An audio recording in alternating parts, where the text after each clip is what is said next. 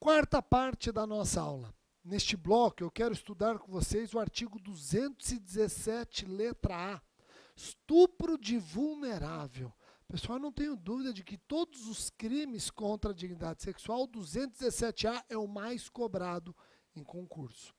O 217, letra A, pune ter conjunção carnal ou praticar outro ato libidinoso com menor de 14 anos. A pena é de reclusão de 8 a 15. Parágrafo 1º, anuncia que incorre na mesma pena quem pratica as ações descritas no caput com alguém que, por enfermidade ou deficiência mental, não tem o necessário discernimento para a prática do ato ou que, por qualquer outra causa, não pode oferecer resistência. O parágrafo 2º foi vetado. O parágrafo 3º traz a qualificadora da lesão grave, onde a reclusão passa a ser de 10 a 20 anos, e o parágrafo 4º, a qualificadora da morte, onde a reclusão passa a ser de 12 a 30 anos. O parágrafo 5º foi acrescentado pela Lei 13.718 de 2018. Diz que as penas do caput e dos parágrafos aplicam-se independentemente do consentimento da vítima ou do fato de ela ter mantido relações sexuais anteriormente ao crime.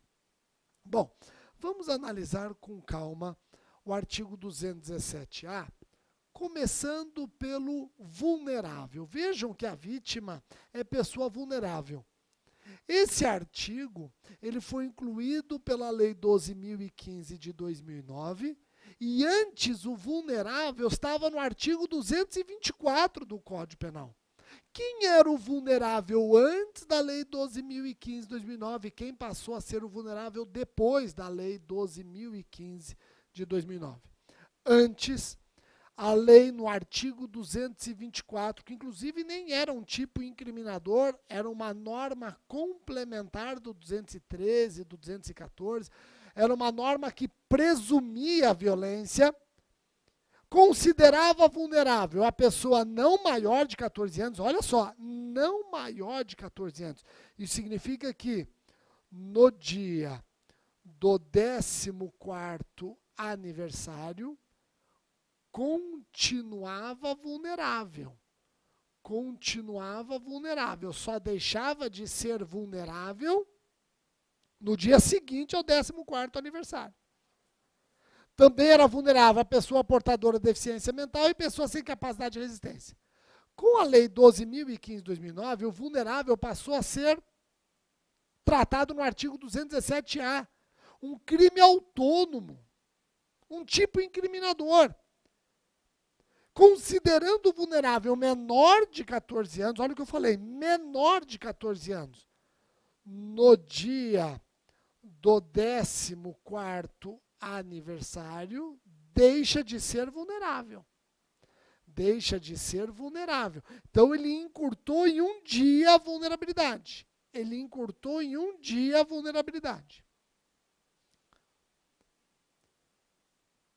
Aparece também como vulnerável a pessoa portadora de deficiência mental e a pessoa sem capacidade de resistência. Pô, Rogério, entendi.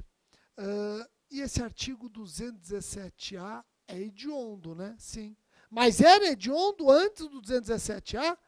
Estupro de vulnerável antes do 217A já era hediondo? Sim, o STJ... ele tem decisões várias no sentido de que o estupro de vulnerável não passou a ser hediondo com a Lei 12.015 de 2009, que acrescentou ao Código Penal o artigo 217A. Já era hediondo, mesmo na época em que o vulnerável estava lá no artigo 224. Tá ok? E, Rogério, me explica uma coisa.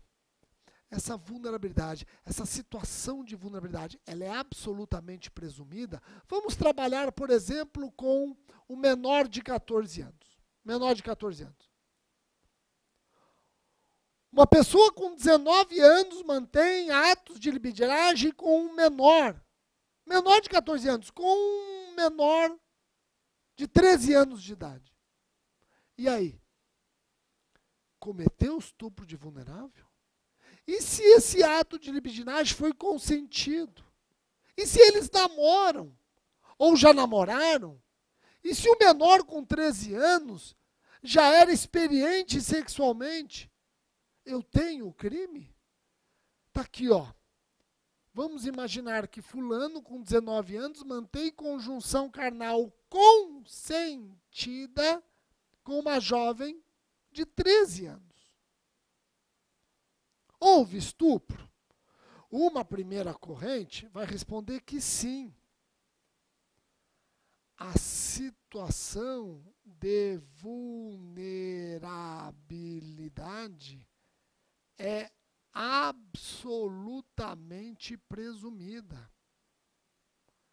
Já a segunda corrente vai dizer depende. Depende. Tratando-se de menor de 14 anos, mas adolescente, deve ficar demonstrado o abuso da vulnerabilidade. O abuso da situação de vulnerabilidade. Se criança,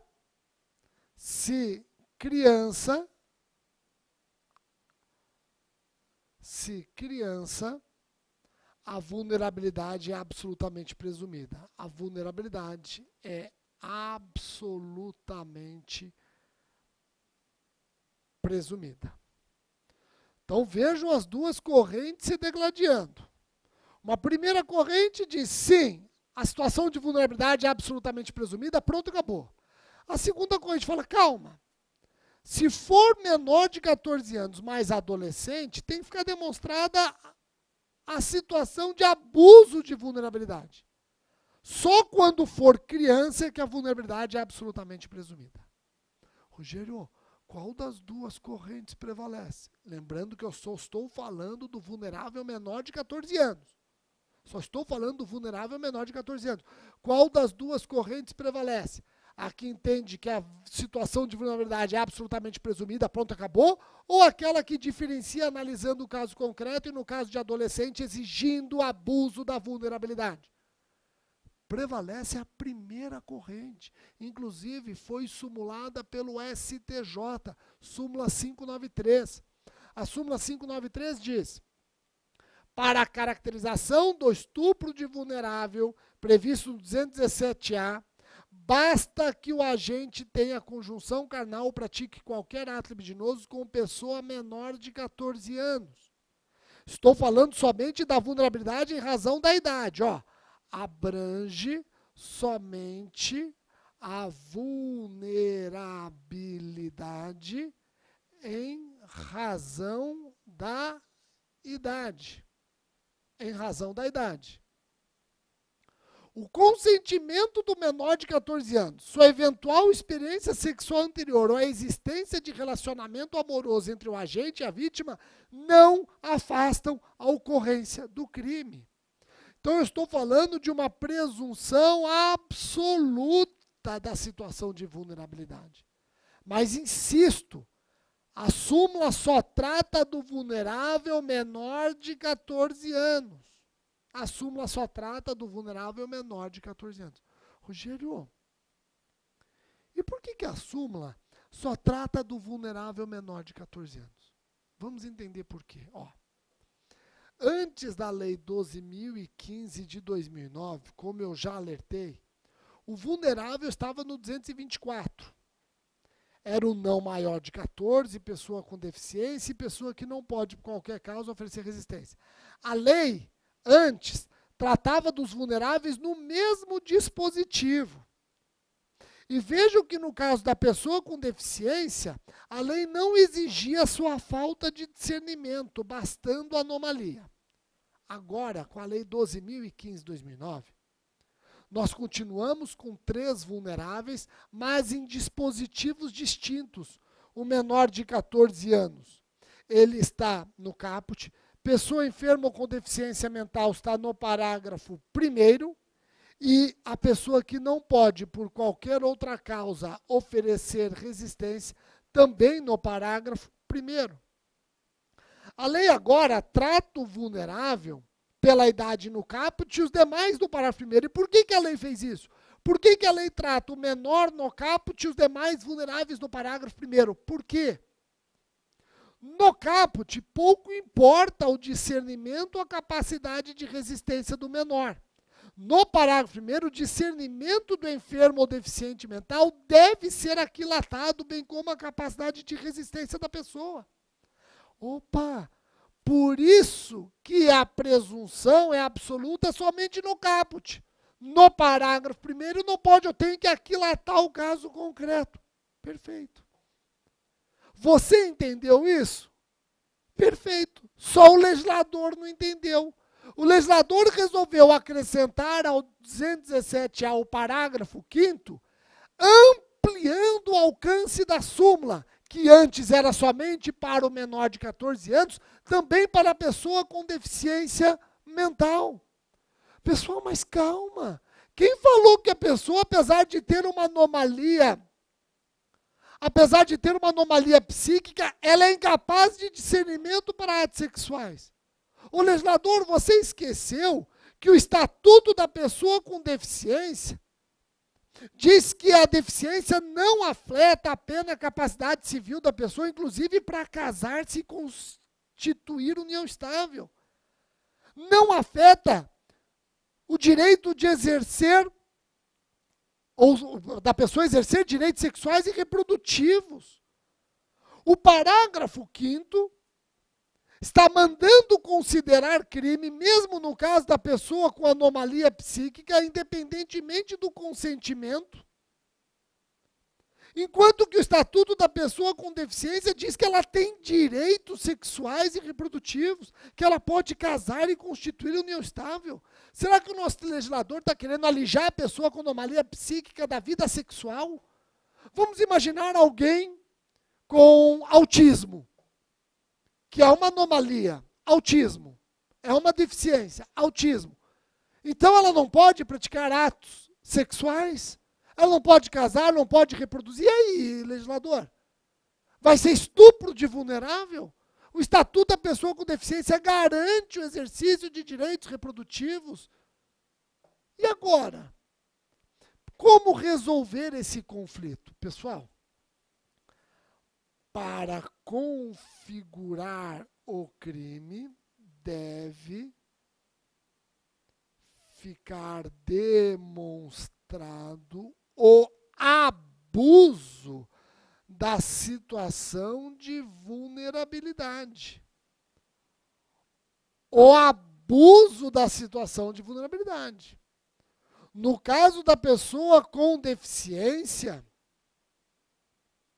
que não afeta apenas a capacidade, deve ficar demonstrado o abuso da situação de vulnerabilidade. Se não ficar demonstrado o abuso da situação de vulnerabilidade, eu tenho que observar o artigo 6º do Estatuto da Pessoa com Deficiência. Ela tem o direito de casar-se e constituir união estável. Ela deve exercer direitos sexuais e reprodutivos. Ficou fácil? Joia? Então vamos lá, vamos aprofundar o artigo 217, letra A. Quem é o sujeito ativo e quem é o sujeito passivo? De tudo que eu falei até agora, você consegue enxergar com facilidade que o crime é comum quanto ao sujeito ativo e próprio quanto ao sujeito passivo. E próprio quanto ao sujeito passivo. Deve ser vítima vulnerável, nos termos do caput, que é a vulnerabilidade em razão da idade, ou vulnerável nos termos do parágrafo 1º. Por exemplo, pessoa com deficiência sem capacidade de discernimento. Se tiver capacidade de discernimento, não há abuso da situação de vulnerabilidade. E aí essa pessoa tem direitos garantidos pelo Estatuto da Pessoa com Deficiência. Rogério, eu aplico para o 217A o artigo 226, inciso 4? Claro. Eu vou aplicar no 217A o 226, inciso 4, letra A, estupro coletivo, a majorante do estupro coletivo, e da letra B, a majorante do estupro corretivo. O artigo 226 ele é aplicado para todos os crimes que o antecedem.